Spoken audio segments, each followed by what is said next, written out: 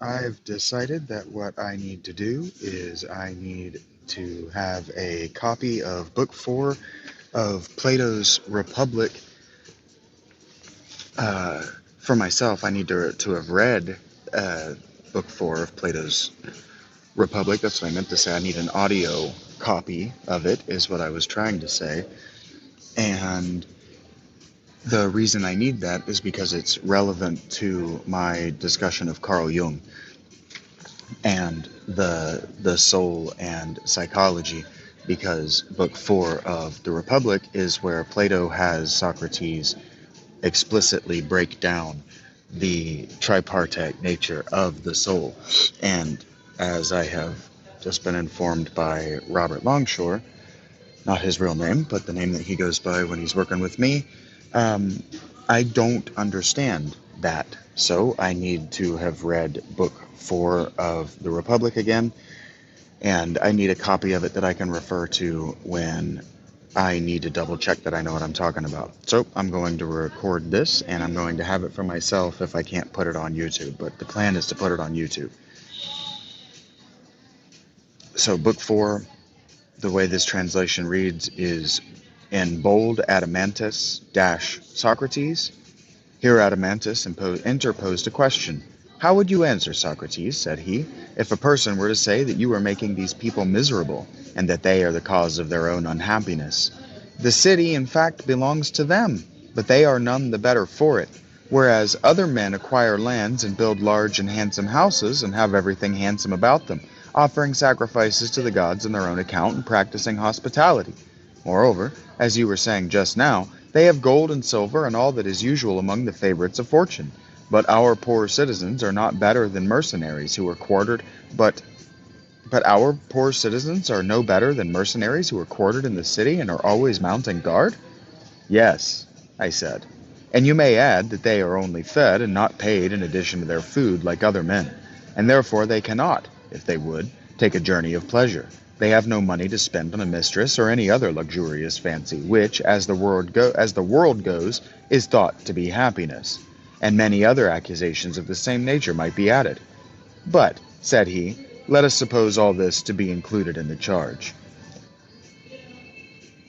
I'm sorry, that's Adamantus said that. But, said Adamantus, let us suppose all this to be included in the charge. You mean to ask, I said, what will be our answer? Yes. If we proceed along the old path, my belief, I said, is that we shall find the answer, and our answer will be that, even as they are, our guardians may very likely be the happiest of men, but that our aim in founding the state was not the disproportionate happiness of any one class, but the greatest happiness of the whole. We thought that, in a state which is ordered with a view to the good of the whole, we should be most likely to find justice, and, in the ill-ordered state, injustice, and, having found them, we might then decide which of the two is the happier. At present, I take it, we are fashioning the happy state, not piecemeal, or with a view of making a few happy citizens, but as a whole, and by, we will proceed to view the opposite kind of state. Suppose that we were painting a statue, and someone came up to us and said, why do you not put the most beautiful colors on the most beautiful parts of the body? The eyes ought to be purple, but you've made them black. To him, we might fairly answer, sir, you would not surely have us beautify the eyes to such a degree that they are no longer eyes. Consider rather whether, by giving this and the other features their due proportion, we make the whole beautiful. And so I say to you, do not compel us to assign to the guardians a sort of happiness which will make them anything but guardians. For we too can clothe our husbandmen in royal apparel, and set crowns of gold on their heads, and bid them till the ground as much as they like, and no more. Bid them till the ground as much as they like, and no more. Our potters also might be allowed to repose on couches and feast by the fireside, passing round the wine cup, while their wheel is conveniently at hand, and working at pottery only as much as they like. And this way we might make every class happy, and then, as you imagine, the whole state would be happy, And if I do get this to an audience, I want you to understand what he's describing, this utopia state that he's describing, where farmers only have to farm if they feel like it, and potters only have to pot if they feel like it, and painters only have to paint if they feel like it. This is the world that the socialist who really believes in the universal income. This is the world he believes that you will get if you have a universal income. If people only have to do what they have to do when they feel like it, you'll get a higher quality product. And Plato is already telling you here, this is what he says about it. Now, this is not much of consequence, where the corruption of society and pretension to be what you are not is confined to cobblers. So where only one class of people are allowed to pretend they are what they aren't, yeah, you have a utopia. You have a situation where you're not dealing with civilization running wildly out of control. But if you open that up to everyone, a universal income, you've got chaos on your hands. We mean our guardians to be the true saviors and not the destroyers of the state, whereas our opponent is thinking of peasants at a festival who are enjoying a life of revelry, not of citizens who are doing their duty to the state. But, if so, we mean different things, and he is speaking of something which is not a state, and therefore we must consider whether in appointing our guardians we would look to their greatest happiness individually, or whether this principle of happiness does not rather reside in the state as a whole. But the latter be the truth, then the guardians and auxiliaries and all others equally with them must be compelled or induced to do their own work in the best way. And thus the whole state will grow up in a noble order, and the several classes will receive the proportion of happiness which nature assigns to them. I think that you are quite right. I wonder whether you will agree with another remark which occurs to me. What may that be? There seem to be two causes of the deterioration of the arts. What are they?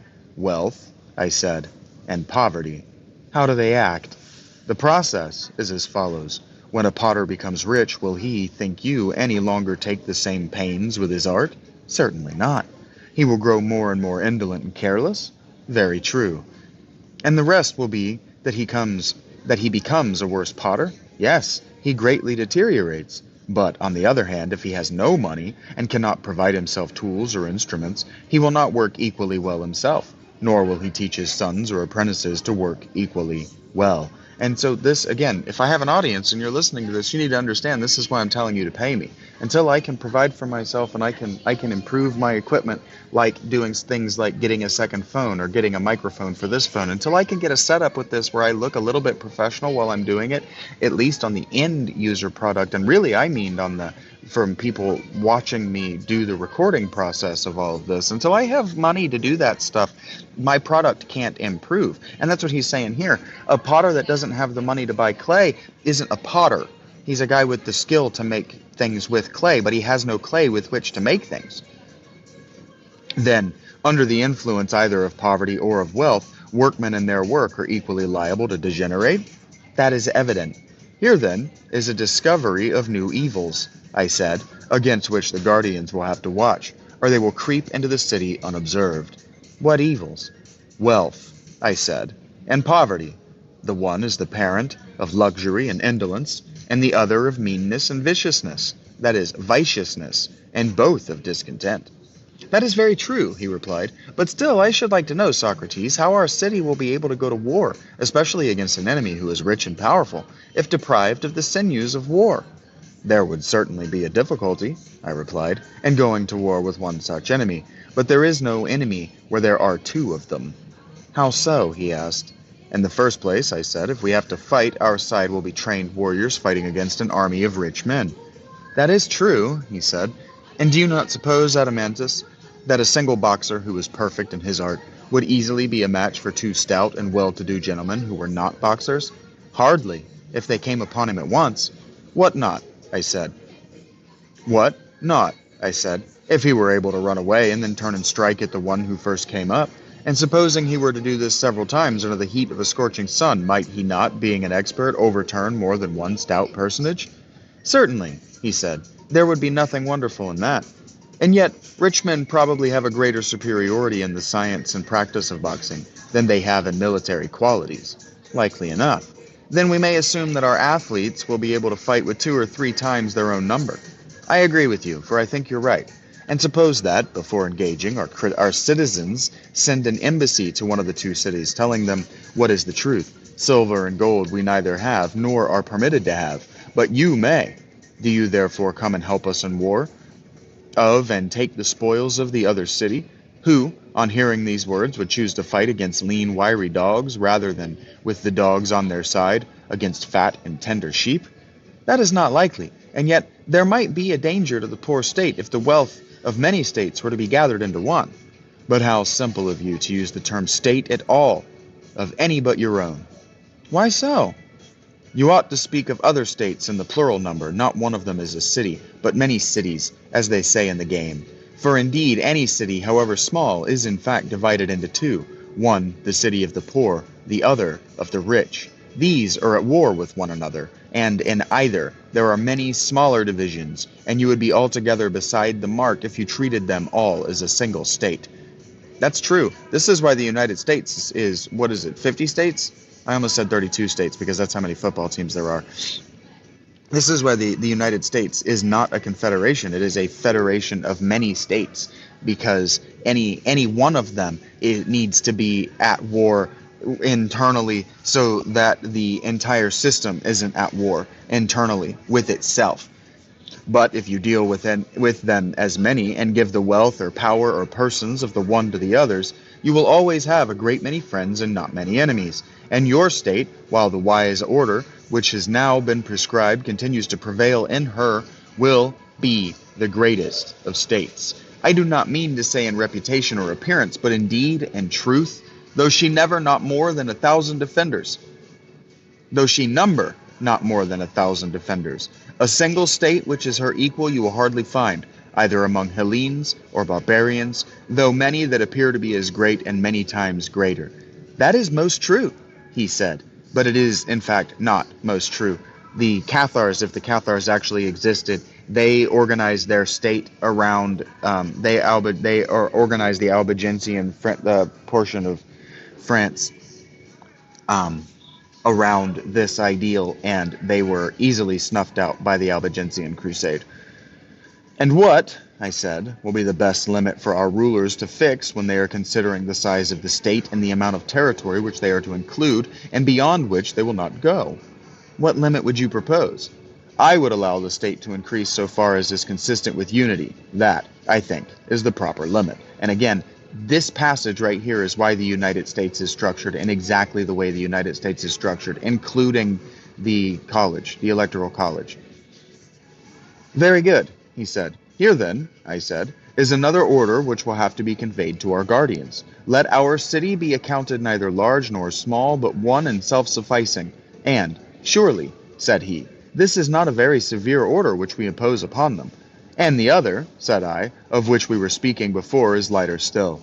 I mean the duty of degrading the offspring of the guardians when inferior, and of elevating into the rank of guardians the offspring of the lower classes when naturally superior. The intention was that, in the case of the citizens generally, each individual should be put to the use for which nature intended him. One to one work, and then every man would do his own business, and be one and not many. And so the whole city would be one and not many. And what he's saying here, I agree with. If like the Patriots dynasty, if you just do your job and focus on what's important to you and manage what you are meant to be managing, the city will be fine. And if the city prospers, you prosper. Yes, he said, that is not so difficult. The regulations which we are prescribing, my good Adeimantus, are not, as might be supposed, a number of great principles, but trifles all, if care be taken, as the saying is, of the one great thing, a thing, however, which I could rather call not great, but sufficient for our purpose. But what may that be? He asked. Education, I said, and nurture. If our citizens are well educated and grow into sensible men, they will easily see their way through all these, as well as other matters which I omit. Such, for example, as marriage, the possession of women, and the procreation of children, which will all follow the general principle that friends have all things in common, as the proverb says. That will be the best way of settling them. Also, I said, the state, if once started well, moves with accumulating force like a wheel. For good nurture and education implant good constitutions, and these good constitutions, taking root in a good education, improve more and more, and this improvement affects the breed in man as in other animals. Very possibly, he said. And what you understand here is he's talking about a eugenic state. Then, to sum up, this is the point to which, above all, the attention of our rulers should be directed, that music and gymnastic be preserved in their original form and no innovation made. They must do their utmost to maintain them intact, and this is why the United States, until the No Child Left Behind movement, did everything they could to maintain the ancient way of doing things. They must do their utmost to maintain them intact, and when anyone says that mankind most regard the newest song which the singers have, they will be afraid that he may be praising not new songs, but a new kind of song. And he's arguing against countercultural movements because of subgenre. And this ought not be praised, or conceived to be the meaning of the poet. Yeah, and any poet like Metallica trying to make a subgenre, he's saying is bad. For any musical innovation is full of the danger to the whole state and ought to be prohibited. And this is why Tipper Gore did what Tipper Gore did. So, Damon tells me, and I can quite believe him, he says that when modes of music change, of the state always change with them. Yes, said Adeimantus, and you may add my suffrage to Damon's and your own. Then, I said, our guardians must lay the foundations of their fortress in music, and this is why Tipper Gore did what she did. Yes, he said, the lawlessness of which you speak too easily steals in. Yes, I replied, in the form of amusement, and at first sight it appears harmless. And this is where your fear of bread and circuses actually comes from, is this, because that bread and circuses, that you're using that idiom wrong. Why, yes, he said, and there is no harm. Were it not that little by little this spirit of license, that is, licentiousness, finding a home, imperceptibly penetrates into manners and customs, whence, issuing with greater force, it invades contracts between man, and from contracts goes on to laws and constitutions, in utter recklessness, ending at last, Socrates, by an overthrow of all rights, private as well as public, and that is true. Is that true? I said. That is my belief, he replied. Then, as I was saying, our youth should be trained from the first in a stricter system, for if amusements become lawless and the youths themselves become lawless, they can never grow up into well-conducted and virtuous citizens. And this is why I do this on YouTube for free and in the public, because until you begin to engage with philosophy, or at least until you begin to engage with spiritual and mystical and soul perfection, you remain a child. And if you spend your time on YouTube only amusing yourself, you become lawless. Very true, he said. And when they have made a good beginning in play, and by the help of music have gained the habit of good order, then this habit of order, in a manner, how unlike the lawless play of the others, will accompany them in all their actions and be a principle of growth to them. And if there be any fallen places, a principle in the state will raise them up again. Very true, he said. Thus educated, they will invent for themselves any lesser rules which their predecessors have altogether neglected. What do you mean? I mean such things as these. When the young are to be silent before their elders, how they are to show respect to them by standing and making them sit, what honor is due to parents, what garments or shoes are to be worn, the mode of dressing the hair, deportment and manners in general. You would agree with me? Yes. And there is, I think, small wisdom in legislating about such matters. I doubt if it is ever done, nor are any precise written enactments about them likely to be lasting. Impossible. It would seem, Adeimantus, that the direction in which education starts a man will determine his future life. Does not like always attract like? To be sure, until some one rare and grand result is reached which may be good and may be the reverse of good. That is not to be denied. And for this reason, I said, I shall not attempt to legislate further about them. Naturally enough, he replied. Well, and about the business of the agora dealings and the ordinary dealings between man and man, or again, about arguments with the commencements with artisans, about insult and injury of the commencement of actions, and the appointment of juries, what would you say? And this is not what I want, so what I'm going to do is I'm actually going to search for this word, soul. Dibba dabba dabba dibby dabba jooby doo. I don't know this song and it's probably gonna get me copyright struck. So hey, hey, hey, what do you know? I don't know this song, but it's gonna get me copyright struck, and you know that I'm gonna sing along just so I don't change it enough that maybe I won't get in trouble and I can post this to YouTube. Oh, I don't know the words. Oh man, he says soul a million times in this book.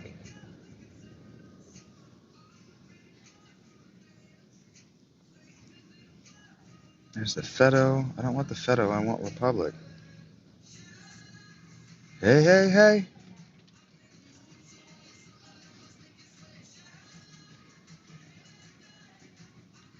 Oh, I have a feeling I already passed the Republic.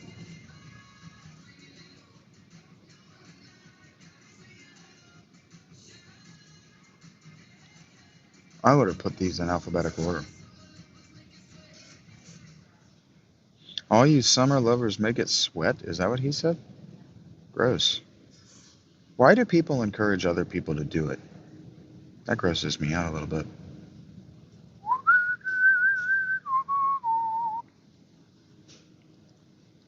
Oh, you know what? R is after P, y'all. I probably should have paused this recording, but I didn't, so there we go. Filibus? Filibus? Like a filibuster, probably? La-dee-da, da-dee-da, shoo-be-lee-doo, ba-la-ba-ding-dong. Oh, it's spelled different, though. The sophist, that's after R.